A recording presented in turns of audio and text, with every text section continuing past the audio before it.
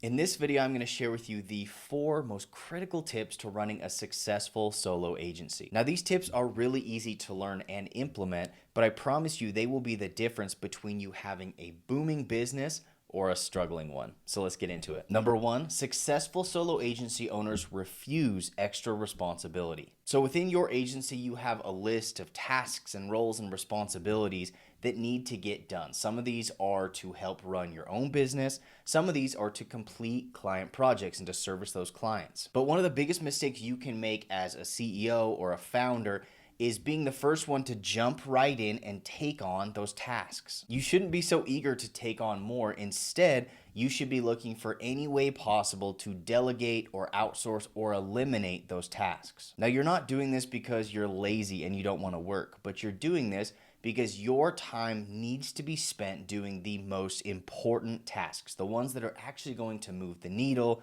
bring in new clients, and generate revenue. So every time a new task comes up, here's the process that you should go through. First, you're going to ask yourself if there are any tools that you have that could do this task for you, some way to automate it.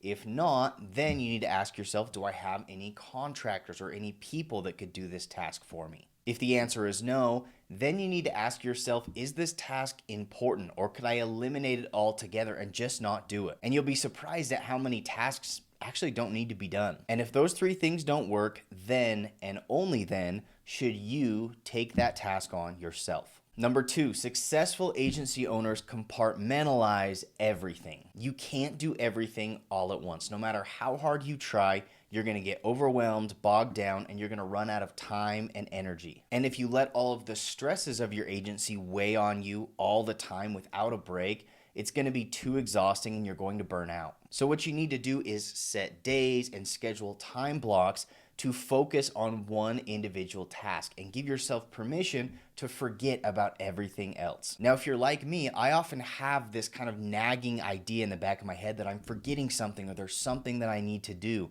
And the way that I was able to solve this is setting Monday as my planning day. And I literally plan out every single hour of every single day of the entire week. If I can spend my planning day effectively, making sure that I don't forget anything, that allows me for the rest of the week to just follow that schedule, follow the script, and I don't have to worry about what I'm forgetting or what might have fallen through the cracks. So if you're not doing this already, schedule out your week, put in these time blocks so you can focus all of your efforts and energy on the task at hand. Now, this is just a personal opinion, but I don't like to compartmentalize my family. My family is always top priority, and certainly I'm not perfect at this, but the reason that I chose to run a solo agency is so I can make the choice about my schedule and that I could get up and leave my office at any time of the day to go play a game with my kids or go hang out with my wife. So when you're scheduling out your week, always keep in mind that there are some things that are always going to be top priority. Now, really quick before I share the last 2 tips, I just want to thank you all for all of the comments and likes that you left on my last video. It was really, really great to see how many of you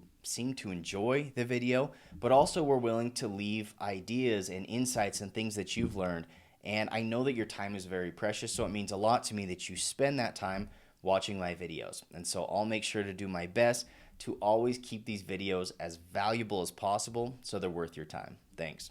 All right, number 3 is all successful solo agency owners set and enforce extremely strict boundaries. Now, I mean this in the most respectful way possible, but training a new client or a new contractor is very similar to training a new puppy. From day one, you have to set very strict rules and boundaries and then let them know that you're going to enforce those. Now, if you don't do this right from the start, you can very quickly lose control of a situation and you can lose your status as the alpha or the person in charge. And if you wait too long, it reaches a point where it's just too late to train them in the right way, and it's going to make your interactions and all of your work together be miserable. So from your very first call, you need to set those very strict boundaries and then let them know that you're going to enforce those. Now, this might be uncomfortable for you or it might feel like you're being rude, but I promise you at the end of all of this, it's going to make the experience for everyone that works with you much more enjoyable. So in that first call, you need to let these people know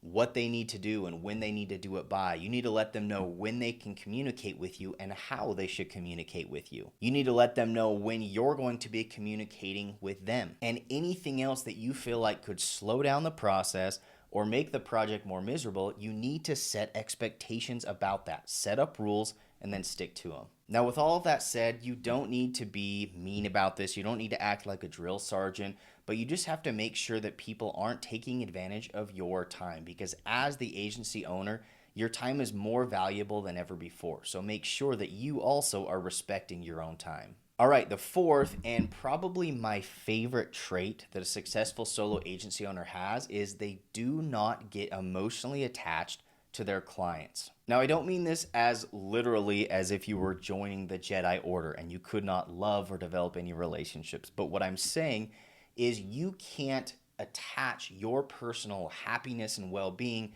to that of an individual client, because you have so many different clients, so many different people to work with.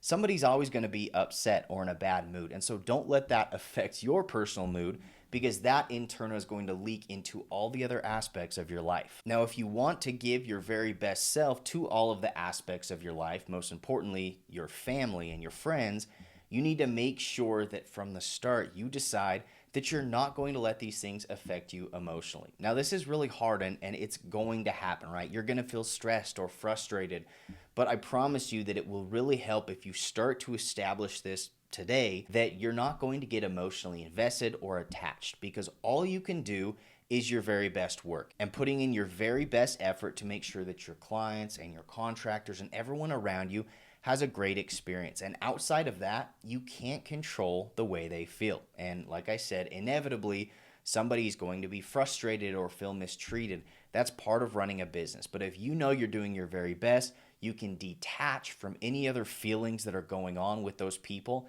and be happy and content with yourself. Now, you might be wondering why I shared this as the number one most important tip in this video. And the reason is, as you grow your business and as you work for a longer period of time, you're going to get worn out. You're going to feel exhausted if you're internalizing everything that your clients think and feel and say.